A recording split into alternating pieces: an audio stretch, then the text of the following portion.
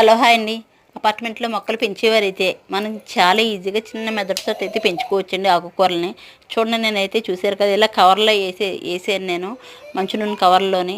ఎక్కువ గోంగూర వేసుకున్నా సరే మనం తినలేం. తక్కువ అయితే కనుక కొంచెం తక్కువగా మనం పప్పులో అయితే వేసుకోవచ్చు, పచ్చడి చేసుకోవచ్చు.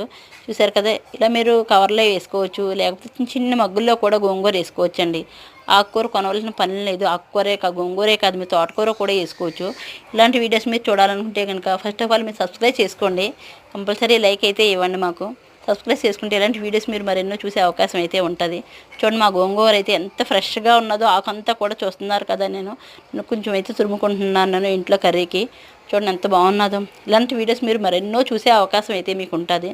సబ్స్క్రైబ్ చేసుకోండి కంపల్సరీ. చూడండి, చిన్న చిన్న అట్లా అయితే వేసాను నేను మా గోంగూరని అయితేని, చిన్న కవర్లోనే చక్కగా కాసినవి చూసారు కదా. ఎప్పటికప్పుడు అలా తుంచుకోవడం అండి, మళ్ళీ చక్కటి చిగురు అయితే వస్తుంటుంది.